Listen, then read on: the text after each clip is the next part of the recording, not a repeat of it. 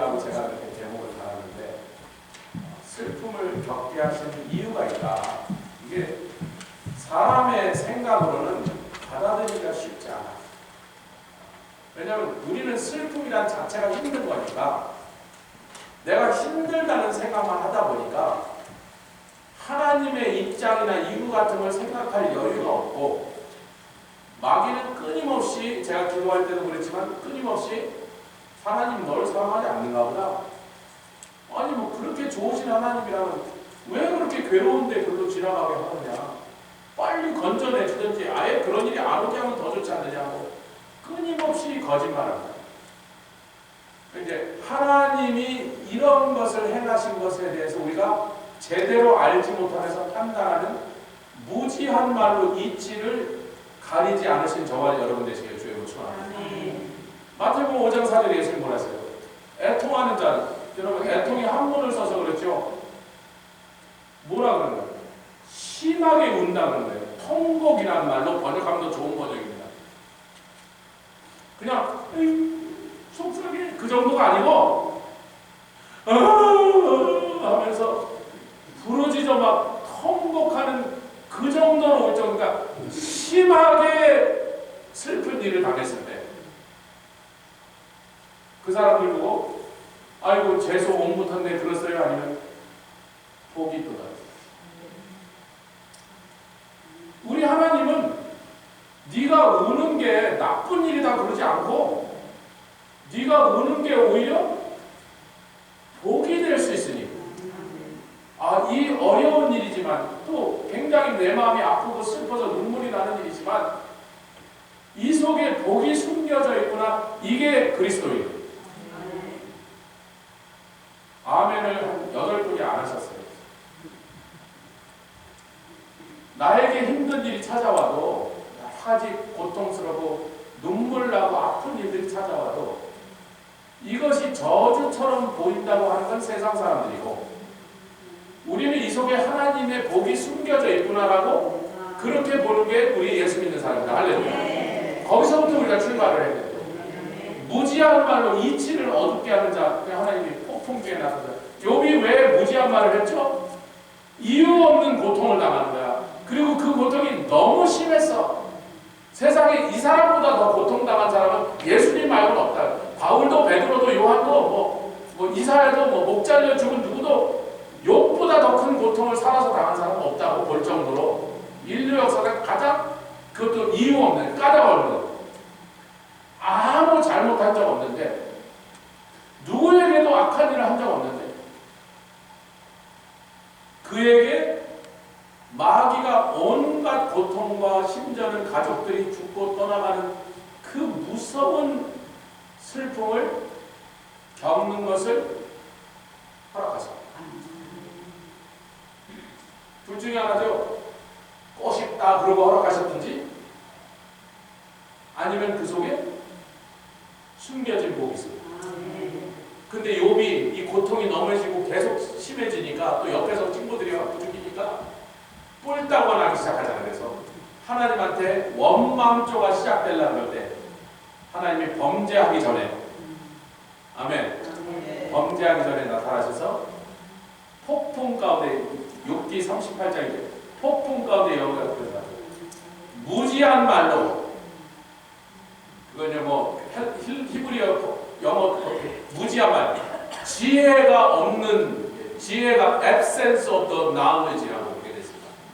지혜가 없는 놈아, 이 속에 숨겨져 있는 네가 복을 보지 못한다고. 그렇잖아요. 우리가, 여러분 그렇잖아요. 우리가 너무 억울한 일을 당하고 고통을 당하고 피눈물 나는 슬픈 일을 겪으면 이 속에 복이 있다는 지혜까지 가는 일이 그렇게 쉬운 일이 아니야.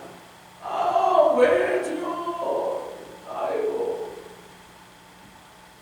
사랑하는 가족을 누가 병으로 잃었어. 그 속에서 이게 복이라고 생각할 수 있는 사람은 정말 극히 드문 소수 사람밖에 없어. 그러나 그거하고 이해가 안 가는 거하고, 오늘 시편 기자가 그래요. 나는 저들에게 선한 일밖에 안 했는데, 나는 그들을 사랑하여 선한 일만 했는데 저희는 도리어 나를 대적하고 밤새면 나를 선을 악으로 갚아 미워하나이다. 이렇게 말하는 사람이 고백한 사람이 다윗왕인데 그랬더니 다윗왕이 욕처럼 하나님을 원망하려고 했어요? 아니면 뭘 하고 있다고 그랬어요? 설교 결론 다 들었네. 이해가 안 가죠. 하나님이 왜 그러시지 이해가 안 가고 좀 섭섭해. 아이고 주님 너무 힘든데 왜 이렇게 힘든 나를 도와주지 않으시나요? 내 눈에 피눈물이 나는데 주님은 왜 외면하고 아무 일도 안 하시나요? 그때 원수는 막 귀에다 대고 막 미안하니까 속상이지 막 세상 사람들도 야 뭐 그리고 특히 내가 선은 선대했는데 그 선을 악으로 갚는 사람을 보면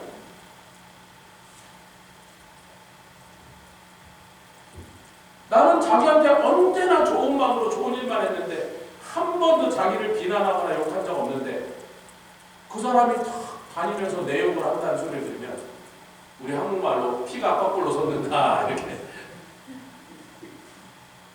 성경이 우리 보고 그 상황을 이해하래요 아니면 기도하래요? 그리고 뭘 하지 말아요?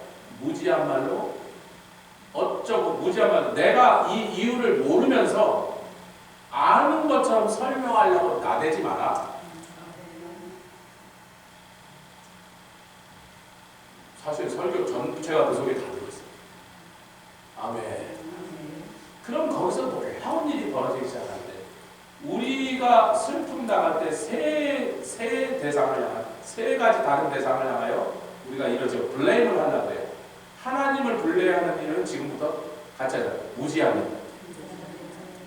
하나님이 나를 미워해서 이런 고통을 줬겠지. 나를 사랑하지 않으니까 내가 이런 슬픈 일을 황당한 일을 당하게 하셨겠지. 암에 걸리게 하셨겠지. 내 가족을 아프게 하셨겠지. 뭐 손해나게 하셨겠지. 그런 무지한 일을 하지 마. 우리가 할 수 있는 일은 기도하는 일밖에 없어. 아멘. 내가 버틸 힘을 기도할 때 얻는 거예요. 언제까지? 이유를 알게 될 때. 그 42장에 욥이 되자 주여 주님 말씀 들고 보니 바로 제가 그 무지한 말로 이치를 어지럽게 하는 놈이었군요. 제가 회개합니다. 그리고 하나님다 후회합니다. 후회만 한 게 아니라 회개합니다. 아멘. 제가 잘못했군요. 그랬더니 바로 하나님께서 뭐라 했어요? 복을 몇 배로? 아니 뭐 어려운 거 복을 몇 배로? 낙타수를 2배로, 나귀수를 2배로, 양수를 왜 아멘들 안 하세요? 그러니까 뻔한 얘기 할 때 처음부터 2배라고 얘기했으면 제가 그 얘기를 안 하잖아요. 양수를 2배로, 마누라 수는 2배로 하겠어. 자식 수도 그냥 하나 더. 자식 20마리 되면 어떻게 10마리 있다가 20마리 되면 너무 많잖아. 그러니까 재산은 전부 2배로. 아멘. 어떻게 했더니요? 무지한 말로 이치를 가릴 뻔했는데 그러기 전에 하나님 스탑시키셨어요. 복을 주려고 복을 2배로 늘려주시려고 하나님은 그 계획 속에서 지금 이 큰 픽처가 움직이고 있었는데 그 큰 픽처를 보지 못한 이 가련한 인생이 불평과 원망을 시작하고 낙담하고 또 나를 괴롭힌 그놈을 내가 저놈을 가만 안 놔둬야 식으로 원수 갚을 계획을 세우고 복수하려고 나가니까 그 복은 날라옵니다. 여러분 하나님이 주시려고 하는 복도 날리는 사람들이 누구냐면 악인입니다. 마귀는 우리가 당하는 슬픔에 대해서 또 우리가 블레임을 해야 될 대상이 마귀가 있대 원수란 말이죠. 아멘 합시다. 아멘 소리가 작아서. 진짜 블레임해야 할 대상은 마귀다. 마귀는요 다른 것을 이불, 악 자체라 그래. 이불. 덮는 이불 말고 이불. 악 그 자체다. 마귀가 악이다. 악인은 뭐예요? 조심하세요. 죄인이라고 해서 악인은 뭐예요? 죄인은요 예수 안 믿고 그냥 평범하게 사는 모든 죄 가운데 태어난 모든 인류입니다. 근데 우리는 구원받고 의인이 됐는데 나머지는 죄인이야. 근데 그 중에 특별히 악인이라고 구별하는 건 뭐냐면 마귀에게 점령 당한 사람. 마귀의 이제 꼭두가시가 돼서 마귀가 하려는 일을 사람들 사이에 다니면서 그 일을 하는 공산주의 국가에 태어난 불쌍한 이북의 백성들 말고 중국에 그냥 농사 짓고 있으면서도 지독하게 가난해 공산주의 국가에 태어난 불쌍한 사람들만 그들은 죄인이고 공산주의를 믿고 그 공산주의의 거짓된 가르침을 전파하면서 그 공산주의 사상으로 사람을 파리 목숨 죽이는 그놈들은 죄인이 아니라 뭐예요? 악인이다. 반드시 죽이십니다. 악인은 반드시 죽이십니다.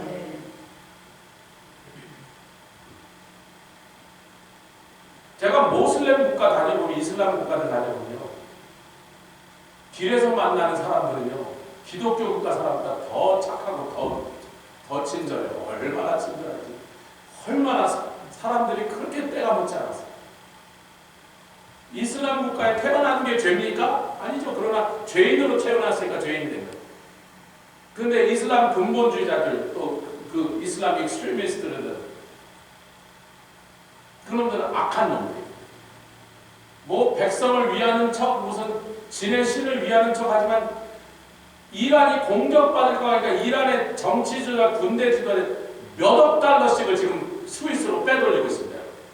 니네들 다 죽어라. 우리 도망간다고 그러고 있습니다. 그런 놈들은 죄인이 아니고 뭐예요? 악인이야. 그래서 여러분 원수 마귀는 도적이 오는 것은 도적질하고 요한복음 10장 도적질하고 첫 번째 죽이고 그대로입니다. 도적질하는 뜻이고 죽인다 그러는데 죽였으면 끝나야 되잖아. 근데 죽이고보다 더 악독한 짓을 할 것인데 멸망이라는데 이 멸망이라는 아포룸이라고 하는 단어는요 완전히 파괴시키다 그래요. 나만 죽이려는 게 아니라 나와 관계된 모든 사람 전부 다 구렁텅이로 끌고 와서 내가 다니는 교회 하여튼 나랑 관계된 모든 걸 전부 다 멸망시켜버리겠다는 게 그 원수 마귀에 하는 짓이에요. 우리 시편 109편 4절 5절 읽었는데 그렇게 하는 자 선을 악으로 갚고 사랑을 베풀었는데 나를 대적하는 악한 자가 누군가 보다 죄인이 아니고 8절을 읽겠습니다. 이 8절이 누구냐면요. 이 8절이 누군지를 여러분 알아맞힐 수 있는 성경을 굉장히 잘 알고 있는데 왜냐하면 이 8절을 인용한 게 사도행전에 나와. 이게 누군지를 사도행전에 딱 밝히고 있습니다. 자, 109편 8절 시작. 그 년수를 단축게 하시며 빨리 죽게 하시며 악인은 죽인다니까요. 제명에 못 죽게 하나님 이놈을 죽이시옵소서. 그리고 그 직분을 타인이 취하게 하시며 요 말씀이 사도행전에 나오는데 누구에 대한 말씀하면서 이 말씀이 응했다고 이 말씀 시편 109편 8절을 인용합니다. 이게 누구 얘기죠? 딱 한 번밖에 인용된 게 없는지 우리 성도들 성경 실력이 좀 제가 잘못 가르쳐서 죄송합니다. 가룟 유다를 대신할 다른 사도를 뽑으면서 시편에 이른 대로 그 연수를 단축게 하시고 그 직분을 타인에게 취하라고 시편에 나와 있으니 109편 8절에 나와 있으니 우리가 가룟 유다 빈자리를 비게 놔두면 안 되고 그가 맡았던 직분 12사대 하나를 새로 뽑아야 됩니다. 라면서 이 말씀을. 이게 누구 얘기예요? 가룟 유다. 그는 처음부터 예수님을 배신하려고 마귀가 심어놓은 첩자란 말이에요. 마귀의 끈앞이었어. 자, 이런 자들이 하는 일을 저주하는 것밖에 없습니다. 자, 어디를 읽냐면 17절부터 19절까지 저가 그러는데 그런 악인들은 누구냐가 중요한 게 아니라 어떤 사람이든 악인은 죄인이 아니고 악인은 제가 계속 죄인과 악인을 구별하시라고 계속 반복하는 거야. 잠깐만요. 죄인은요 실수로 내 마음을 아프게 해. 오해로 나를 공격해. 연약해서 무지해서 죄 가운데 태어나서 그런 것밖에 모르니까 그냥 무지한 하나님의 은혜를 체험하지 못한 사람이 행동하는 그런 행동으로 나를 아프게 하는 사람은 지천에 깔려있다. 가끔 식당에 들어갔어. 혹은 어디 가게에 갔어. 며칠 전에 샘스클럽 갔는데 거기 서서 이렇게 영수증 검사하는 사람이 추워 죽겠는데 저 물건을 막 싣고 막 이렇게 나오는데 집에는 막 물도 못 쓰지 막 그래서 막 가서 추운데 막 그래서 빨리 볼일 보고 또 딴 데 볼일 보고 은행도 가고 막 가야 되는데 보통은 제가 갖고 있는 카드는요 영수증을 다 돈을 내고 이렇게 해서 쭉 지나가면 앞에서 UOK로 가라 그래요. 그래서 내가 가는 이러길래 가려고 봤더니 영수증 갖고 그래서 영수증 줬어요. 영수증 막 찍어요. 난 네가 가라고 그런 줄 알았더니 자기는 그렇게 말할 적 없대. 시그널을 클리어하게 다른 사람이 이런 가라는데 모르는 사람이에요 처음으로. 시그널을 클리어하라고 내가 클리어한 시그널을 보내면 될 거 아니냐 그랬더니 자기가 이제 짜증이 났어. 자기는 가라고 한 게 아니라 일로 오라는 거였대. 이랬으니까 좀 가라는 걸로 느끼지. 맨날 갔거든요 오히려. 저도 그날은 춥지 막 집에는 그렇지 막 바쁘지 그러니까 나도 좀 짜증이 나오려고 막 짜증이 끝까지 올라가. 주여, 그거는 악인의 죄입니다. 아니 뭐 그 사람은 아무 나쁜 뜻도 없었을 수도 있어. 얼굴 표정이 좀 짜증나는 얼굴 하더란 말이지. 저도 짜증이 나더란 말이에요. 그 얼굴 표정 찍어보니까 내가 뭐 자기한테 뭘 했나?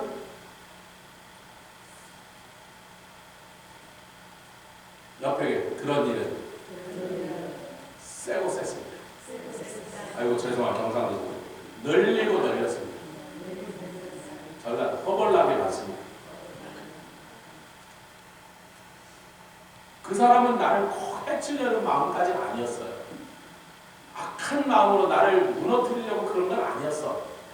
근데 연약해. 실수가 많아. 뭐 이렇게 온전치 못해 우리가. 그래서 늘 나를 힘들게 하고 짜증나게 하고 좀 소매나게 하고 기분 나쁘게 하는 사람은 세상에 널리고 널렸습니다. 그런 일은 그냥 날마다 그냥 지나가. 악인 얘기 악인. 마귀에게 점령당해서 마귀의 앞잡이가 된 사람.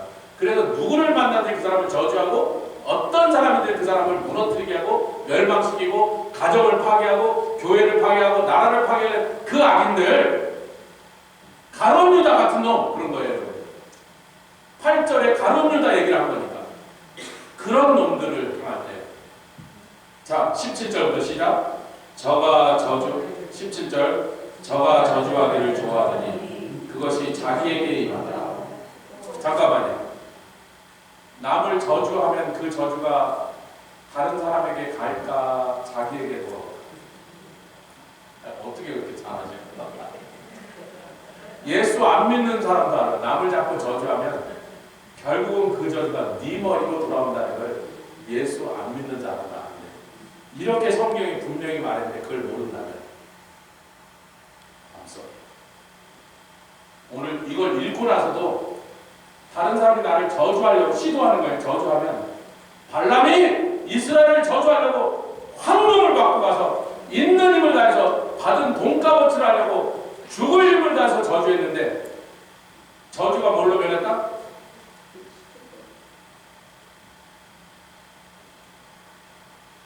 그 말씀을 읽고 나서도 누가 날 저주하는 거면 저놈 새끼가 날 저주하니 나도 어떻게 저놈을 그렇게 가서 밟아야지. 그러면 바보.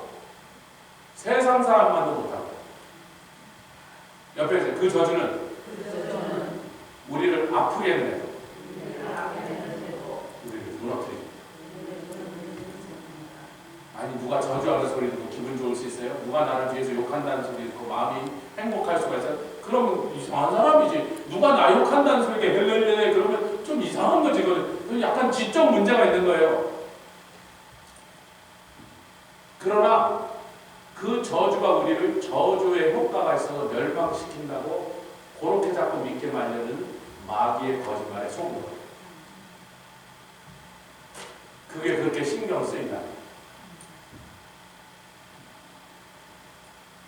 우리는 예수의 보혈이 성령의 권능이 우리를 다 둘러싸고 그 저주가 오면 팅팅 튕겨서 지혜계로 가고 그 속에 살고 있어요.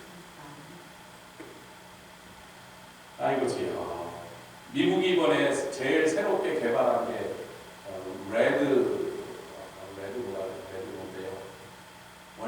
2천만 불쯤 하던 미사일을 조금 작게 만들었는데 성능은 더 좋게해서 30만 불 안 되게 만들기로.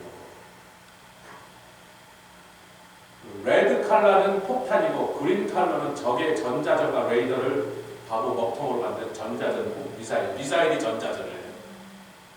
두 개를 같이 쏴요. 그린과 레드를 같이 쏘면 그린은 가서 적의 레이더와 이쪽에 미사일을 재밍하려는 모든 전자파를 전부 다 무력화시켜버리고 그쪽에 레이더 다 먹통 만들고 그쪽에 통신 다 먹통 만들고 이쪽을 재밍하려는 것도 재밍하는 것도 먹통을 가지고 레드가 떼어버리는데 그놈이 스텔스로 날아가고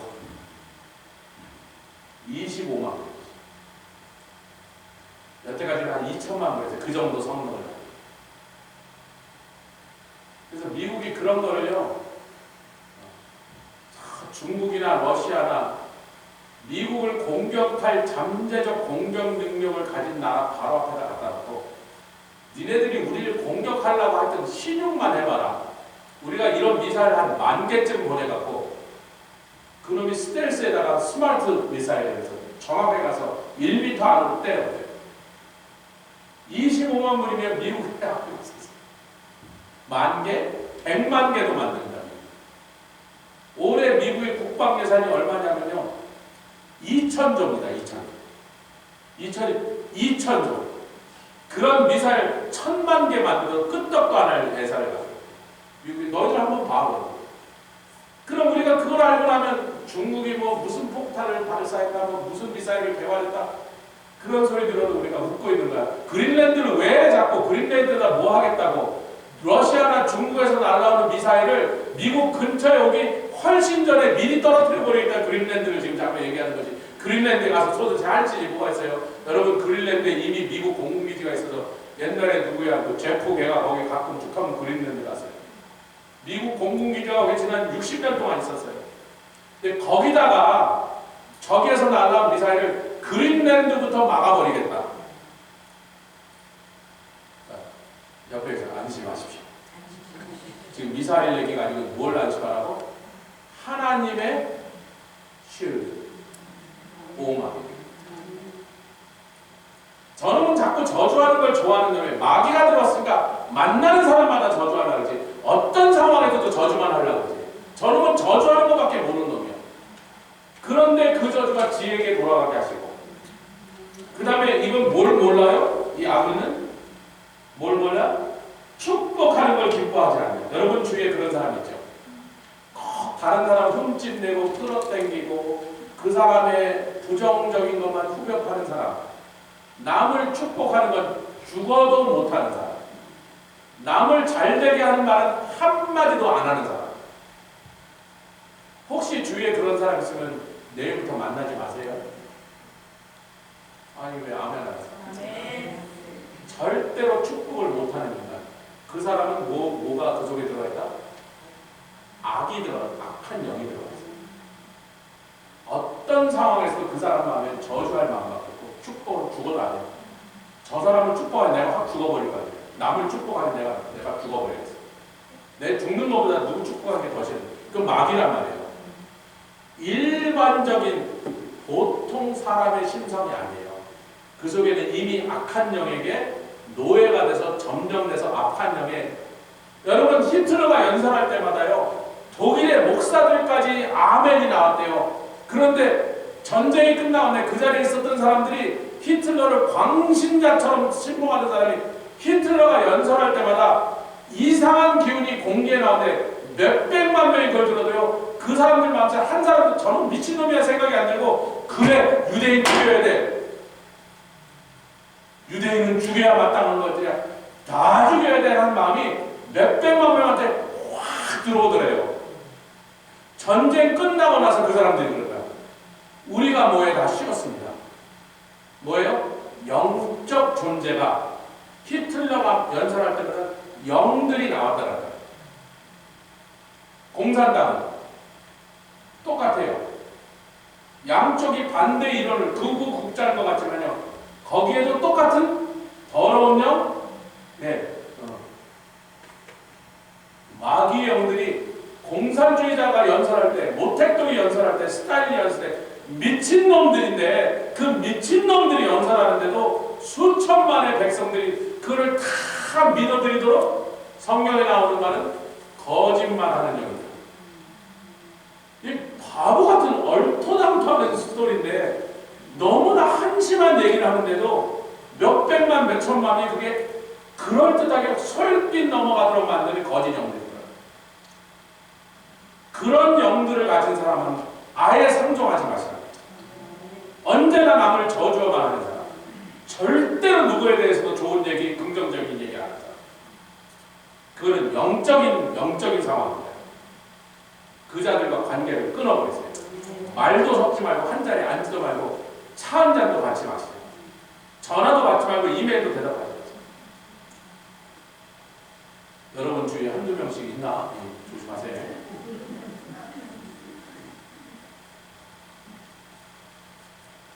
여러분, 제가 우리를 슬프게 하는 것 중에 하나님에 대한 우리 무지를 끝내야 될 다음에 이해할 수 없는데 이해하는 척하지 말란 말이에요. 이해 못하면 그냥 기도만 하고 있으면 된다. 간단하죠. 마귀 속지 마. 그놈이 계속 슬픈 일을 지가 줘놓고, 여러분 욥에게 고통을 준 게 누구예요?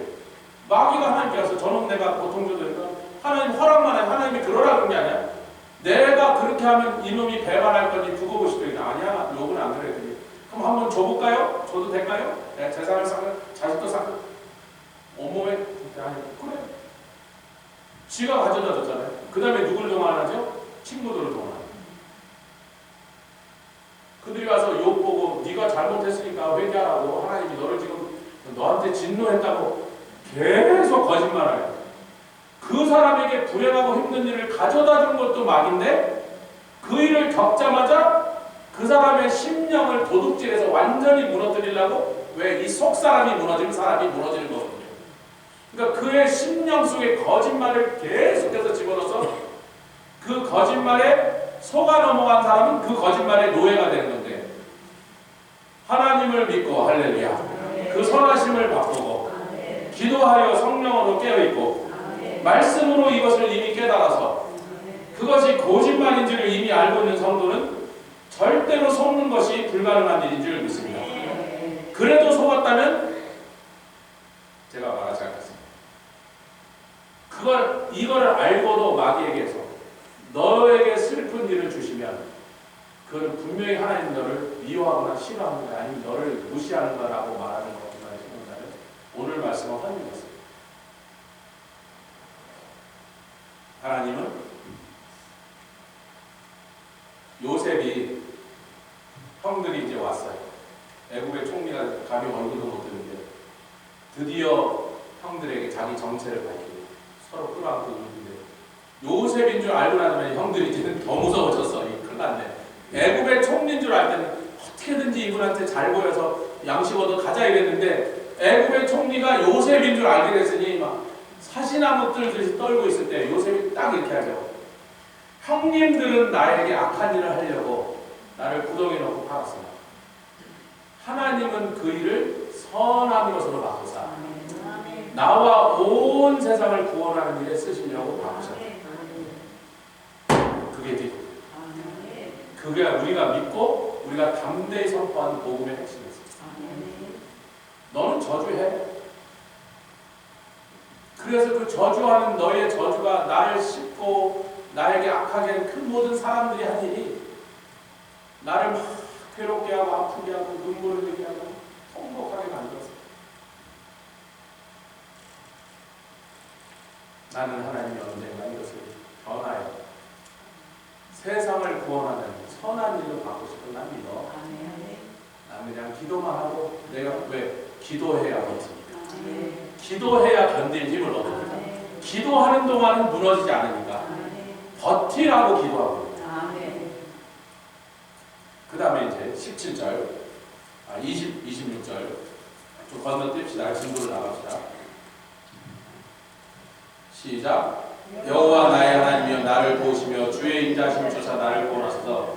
이것이 주의 손인 줄 알고. 이것이 뭐예요? 악한 자가 나를 대적이 나를 저주했으나 그 저주한 저주가 나를 무너뜨리지 못하고 저주한 게 성공하지 못하고 그것이 변하여 오히려 선하게 된 것이 그것이 하나님의 손으로 말미암아 된 줄을 세상이 알게 하시옵소서.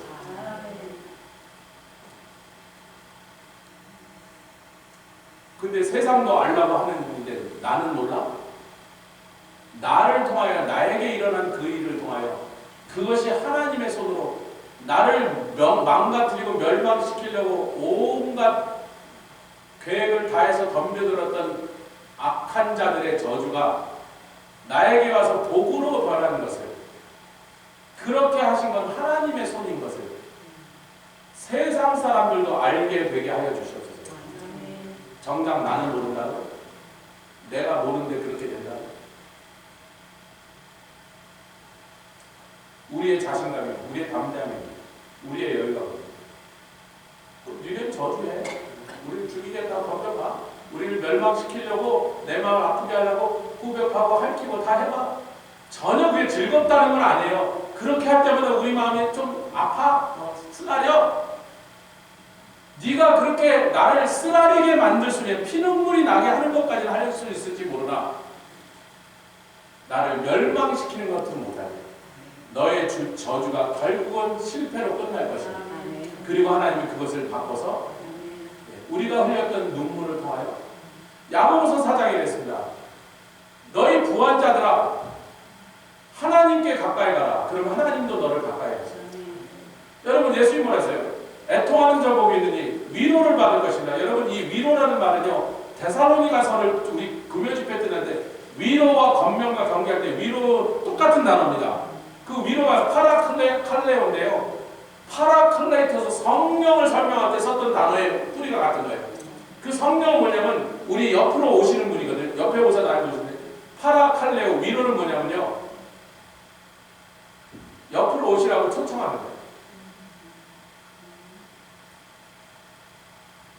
네가 슬피 울면 슬피 울 만한 일을 갖고도 너를 괴롭힌 자를 저주하지 않고 너에게 악한 일을 한 자에게 복수하러 가지 않고 나에게 기도하면 내가 너를 위로하기 위하여 네가 그 슬픈 일 때문에 나에게 가까이 왔으니 네가 그 슬픈 일 때문에 나에게 가까이 왔으니 내가 너에게 가까이 가.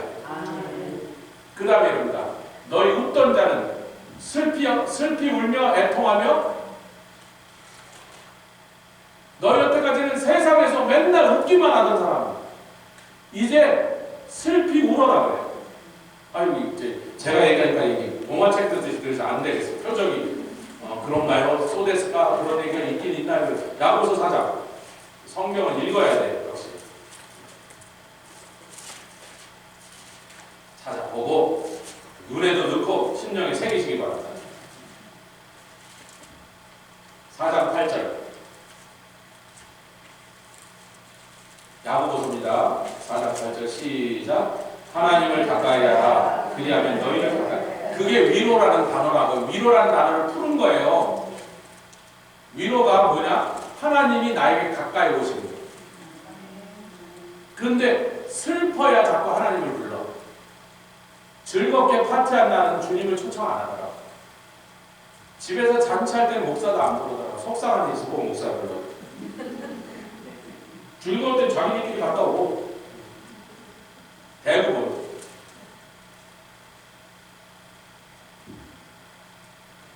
목사한테 그런 건 죄는 아닌데 좀 거시기 하지만 주님한테도 그러더라고.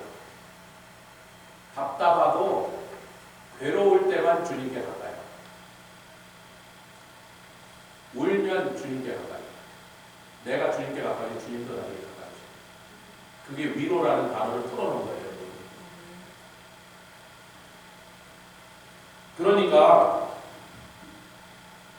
슬퍼하며 9절 시작. 슬퍼하며 애통하며 울지어다. 너희 웃음을 애통으로 너희 즐거움을 근심으로 바꿀지어다. 사람이 울고 눈물을 흘리다 보면 자기를 낮춰줘.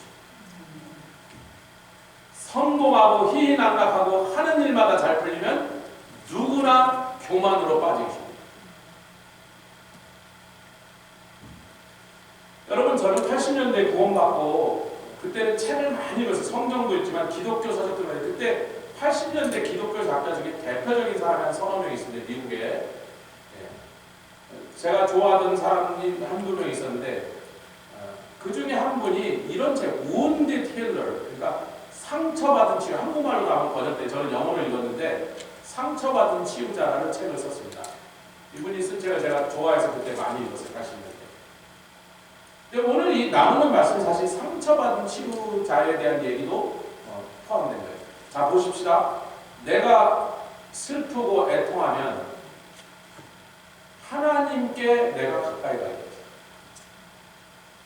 그리고 저 악한 자들이 나를 무너뜨리려고 해도 그 저주가 복으로 변하게 하는 것을 보고 그걸 보고 있는 세상 사람들에게 하나님의 선하심이 알려지게 돼서 할렐루야.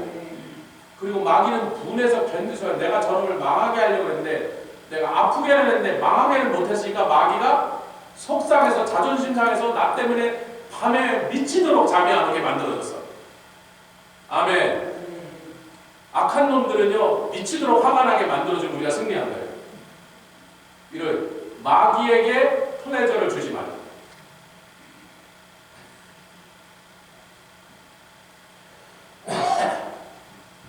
우리가 전도하러 나갈 때예요. 전도하러 나갈 때 이렇게 길거리에서 전도하다 만난 사람들이 우리들이 하는 말이 있어요. 전도자들. 지옥의 인구수를 줄이자. 지옥의 인구 밀도를 낮춰버리자. 오늘 내가 전도할 때는 지옥 갈 사람이 줄어드니까 지옥에서 기다리고 있는 마귀가 열받아 미치도록 만들어요. 나에게 슬픈 일이 왔을 때 마음이 아프고 눈물이 앞을 가리고 정말 그 상한 심령으로 걸어가고 있을 때 너무나 힘들지만 그때 마귀에게 그것을 그렇게 갖다 준 놈을 즐겁게 파티하도록 만들지 말아야 그놈한테 그렇게라도 복수를 좀 해야지. 할렐루야. 뭐하라? 여러분 시편으로 돌아오시면요. 시편 109편으로 돌아오시면 결국은 내가 하나님이 왜 이런 고통을 주시는지 그 이유를 알지 못하고 그래서 내 마음이 괴롭고 더 무겁다 할지라도 계속 기도하면서 견디고 있다 보면 결국 마지막에 무슨 날이냐 30절 시작. 내가 입으로 여호와께 크게 감사하며 내가 이 감사하고 우리와 함께 찬양하는 것은요 이미 세상에서 이것을 관전하고 있던 관객들조차 니네가 이겼네. 마귀가 졌네. 아멘. 악한 자 빵 믿는 자 3. 오늘 슈퍼볼이 벌어지는데 저는 양쪽 편이 다 아닙니다. 시애틀도 내 팀이 아니고 뉴잉글랜드 내 팀이 아니고 아무나 이겨라. 근데 내가 뉴잉글랜드를 더 싫어하기 때문에 그래도 시애틀 이겨라. 네, 할렐루야. 시애틀 이겨라. 그러는데 여러분 어떤 분이 이런 얘기인데 제가 몇 달 전에 이런 말인데 기억나세요? 사람이 아닌 밤중에 깜짝이 맞은 것처럼 나는 잘해줬는데 갑자기 와서 나를 후려치고서 욕을 하고 가면 이게 꼭 뺑소니 차한테 당하는 것 같다. 이 말을 하는 어떤 여자 교수인데요. 이름도 몰라요. 그 여자 교수가 돼요. 여러분들 거기 앉아있는 관객들한테 뭐 기독교냐니 그것도 몰라. 그냥 젊은이들 앉혀놓고 대담하는 여러분들 뺑소니 차한테 갖고 당할 때가 있잖아요. 가서 탁 들이받고는 뭐야 그러고 나가서 막 이씨 누구야 그러는데 팩 도망가 버린 차들 있잖아요. 가끔 있어요.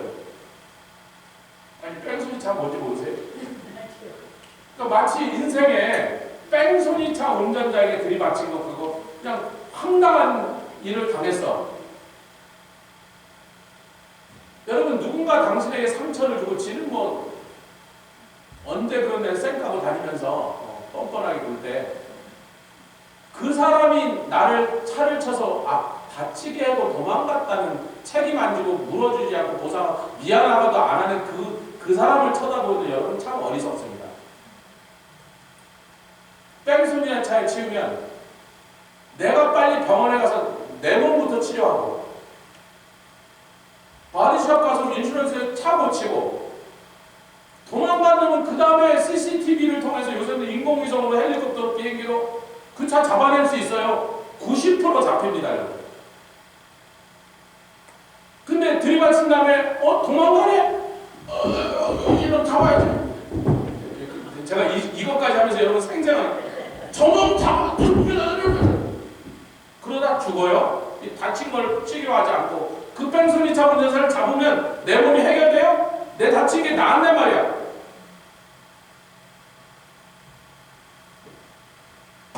악한 놈이 중요한 거예요.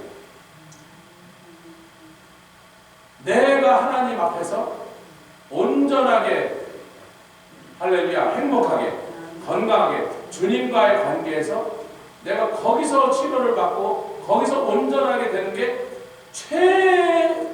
최급선으로 그것이 중요하고 그것이 급한 일인데 그건 내팽겨놓고 사람들이 보통 어떡한다?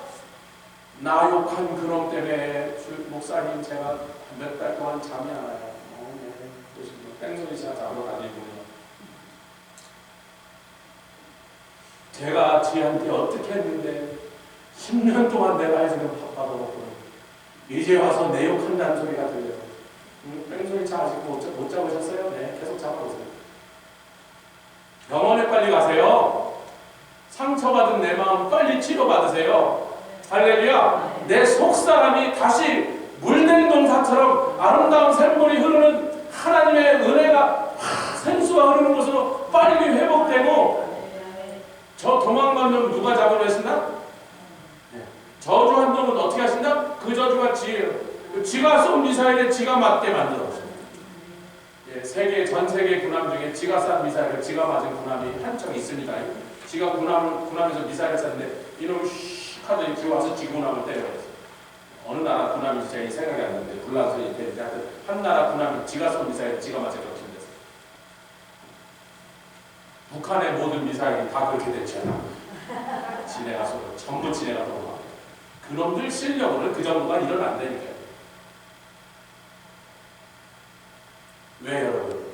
나를 괴롭힌 원수, 악한 마귀가 악한 영이 들어가서 악한 짓밖에 할 줄 모르는 그 꼭두가시 인형과 같이 그된 자들에게 내 에너지를 낭비하고 시간을 거기다 낭비하고 그것들 잡으면 뭐 할 건데? 보나마나 인슈런스도 없어요. 그러니까 도망갔지. 인슈런스도 없으니까. 라이센스도 없을지도 몰라. 차를 훔쳐온 차일지도 몰라요. 잡으면 뭐 할 건데? 하나도 보상 못 받아요. 옆에 계시고요. 그놈 인슈런스 걱정하지 마요. 없을 가능성이 더 많으니까. 내 인슈런스 튼튼하게 넣어주세요.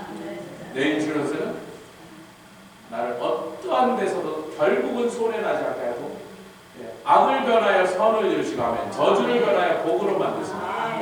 그들이 무슨 짓을 했나 마귀가 무슨 하나도 내가 신경 쓸 필요 없이 나에게 넉넉하게 보상해 주십니다. 그 인슈런스 잘 들으시고 주의 보시고 여러분 이분의 책에서 제가 조금만 한 가지 포인트가 더 나왔어요. 왜 문제들이 일어나냐면요. 제가 이번에 오클라호마 갔는데 첫날 저녁에 설교를 하고 제 생각에 은혜를 많이 받으신 것 같은데 우리 이제 시간이 늦었으니까 거기 시간으로 뭐 10시 됐는데 우리는 여기 시간으로 11시, 12시니까 우리 졸려 죽겠지 뭐 하나도 못 자고 왔으니까 집에서 새벽 3시에 일어나서 나갔으니까 뭐 금요 집회 끝나고 잤겠어요? 하나도 못 자고 왔지. 빨리 이제 호텔에 갔으면 좋겠는데 목사님 이제 뒷정리 좀 하고 시간에 기다렸었으니까 어떤 분이 딱 오시더니 목사님 뒷정리 하시라고 조 목사님 호텔에 호텔이 바로 제가 집에 가는 길에 옆이니까 우리가 모시고 가는 데인데 그 목사 아니 그래도 내가 아니 목사님 전 상관없어요. 빨리만 누가 데려드리고 그럼 모시고 가. 그래서 그분 차를 타고 부부 차를 우리 부부가 타고 예수를 가는데 제가 왜 그 부부를 좀 생각하느냐면 그 부인 되시는 분이 찬양팀에 쓴 거예요. 찬양팀이 막 빵빵하더라고요. 찬양하고 막 악기도 연주하고 수준 보고 찬양팀이 굉장히 성령 충만하고 거기 또 담임 목사님 인도라서 인도를 잘 하시더라고요.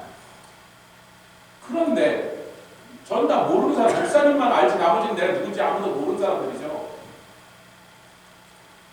다들 막 성령 충만해서 막 기타도 잘 치고 막 드럼도 잘 치고 키보드도 잘 치고 막 쓰러지고 막 노래를 잘하고 그러는데 한 자매가 앞에 섰는데 여기쯤 쓴 거예요. 여기쯤 단상이 여기 섰는데 아니 저 사람은 저렇게 비성령 충만하려면 그냥 밑에 앉지 왜 앞에 올라가서 온 회중이 보는 앞에서 이렇게 비성령 충만이라고 얼굴이 시커매가 그러고 서 있단 말이야. 아유 저러려면 하면 저 앞에 서지 말든지 앞에 섰으면 성령 충만하게 각자 웃으면서 성령 충만한 사람처럼 찬양인대로 하든지 제가 속으로 그랬어요. 남의 교회 가서 어떻게 뭐라 그랬어요. 끝나고 근데 차에 딱 타니까 그 사람이 그 부인이라. 나중에 호텔방에 와서 제가 그 얘기하니까 집사람도 자기도 똑같은 생각을 했다는 거예요. 저 자매는 왜 저기 서 있을까? 찬양 인도하려고. 우리는 상황도 모르고 누군지도 모르고 뭐 당연히 아무 말도 안 하려고 그랬는데 호텔로 뭐 불과 한 10분 가는데 그 남편이 저에게 막 말을 걸어요. 그래서 저도 이렇게 아주 귀한 분이더라고요. 그래서 뭐 자기네 얘기를 좀 하길래 우리도 얘기를 좀 하고 호텔 앞에 서서 우리가 그럼 기도해 줄게. 결혼한 지 7년이 됐는데 아기가 없다 그래서 그럼 우리가 기도합시다. 우리는 다산의 문을 여는 축복이 있으니까 기도합시다. 우리가 기도하면 막 쌍둥이도 나오고 그랬어요. 옛날 뉴욕에서. 쌍둥이도 나올지 모르는데 괜찮겠어 그랬더니 남편은 목사님 기도해 주세요. 근데 부인이 갑자기 또 부정적인 소리. 저는 아기 낳는 거에 대해서 조금 좀 두렵고 그런 거 있어요. 이거 봐라. 아까 교회에서도 내가 저분은 조금 뭔가 하여튼 뭔지 모르는데 뭐가 확 막혀있어. 뭐가 성령의 역사가 그 사람을 통해서 통과를 안 해요. 거기 가면 도로 흘러나와. 그러니까 내가 영적으로 좀 이상하다 그랬는데 뭔 일인지 모르죠. 나는 배가 아픈 건지 두통이 난 건지 내가 어떻게 알겠냐. 상관할 일이 아니니까. 자기네 남편은 지금 7년 동안 애가 없이 목사님 축복기도 해주세요. 축복기도 받고 내리겠다는데 부인이 딴지를 걸으니까 야 이거 참 심각한 문제네. 좀 몇 마디를 했더니 남편이 목사님 괜찮아서 우리가 방에 올라가서 좀 더 얘기 좀 나눠도 되나 해서 그래 다음날 예배가 굉장히 늦게 시작 11시 반에 시작한대. 그래서 아침에 늦잠 잘 시간에 올라와요. 이유를 알게 됐어요. 이분이 한국의 상당히 큰 교회 모 목사님의 딸이에요. PK로 자라면서 여기 뭐가 굉장히 많이 쌓였어요. 근데 오늘 허준을 만난 거예요. PK 문제라고 그래서 제가 이제 PK라는 걸 딱 안 쓰면 남편은 이쪽에 앉아서 그냥 쳐다만 보게 하고 제가 제 얘기 PK로 자라면서 제 얘기를 쫙 풀었어요. 처음엔 딱 해요. 조금 지나니까 얼굴이 펴져요. 조금 지나니까 여러분 듣기만 하다가 자기 얘기를 시작한다고 하면 마음이 빗장문이 열려요. 자기 얘기를 꺼내있어요.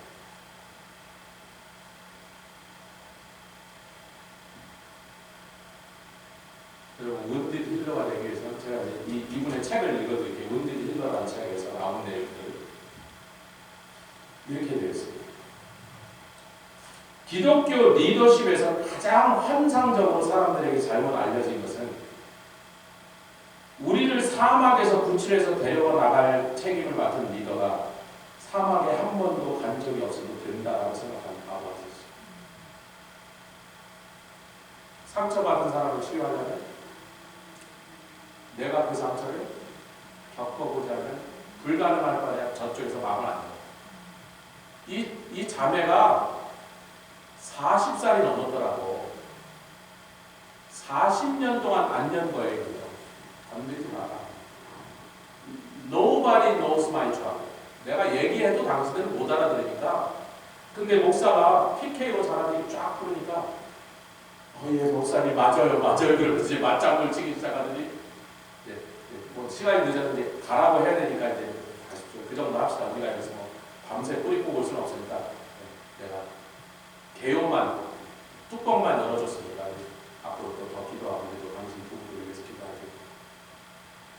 근데 그 짧은 시간에 40년 동안 안 열었다고. 저한테 왜 열었죠? 제가 유난히 좋아서? 제가 유난히 뭘 잘 가르쳐서? 제 얘기를 들어보니까 지 얘기나 내 얘기나.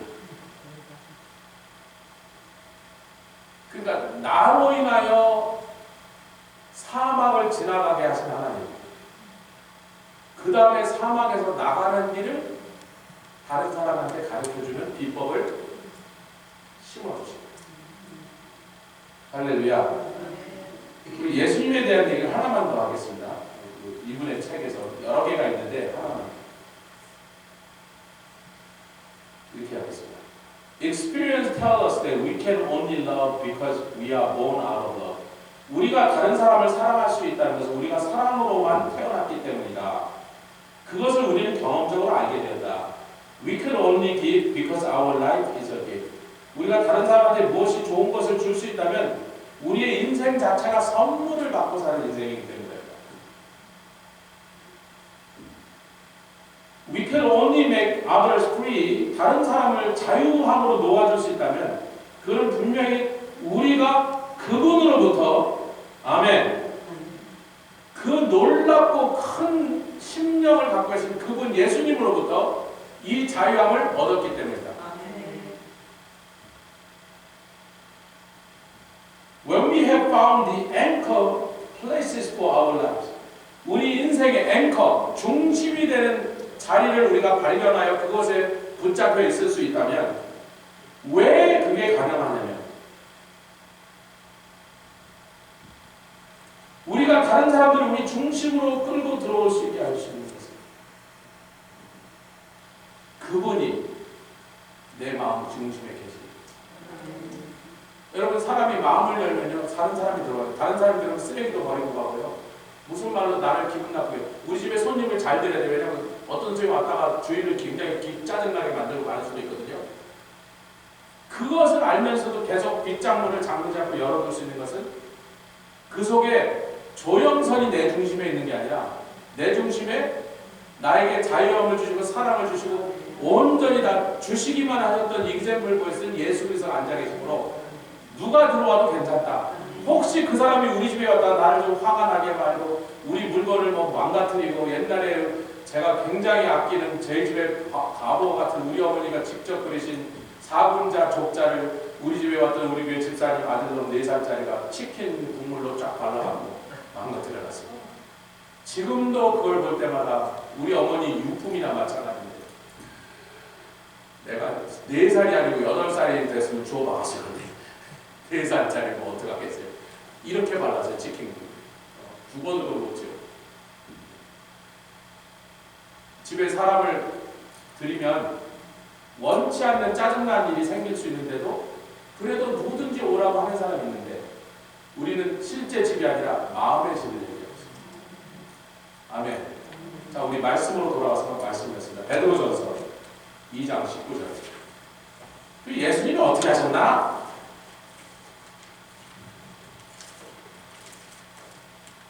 사도 베드로가 우리 믿는 자들에게 이렇게 말하는 겁니다. 베드로전서 2장 19절. 시편의 말씀과 똑같은데 좀 거기에 새롭게 한 포인트가 추가되는 예수 그리스도를 중심으로 이걸 설명하고 있습니다. 베드로전서 2장 19절 시작. MA 고난을 받아도 이 MA라는 단어는요 원문으로 쓰면 wrongfully, unjustly treated라고. 그러니까 나를 억울하게 만드는 사람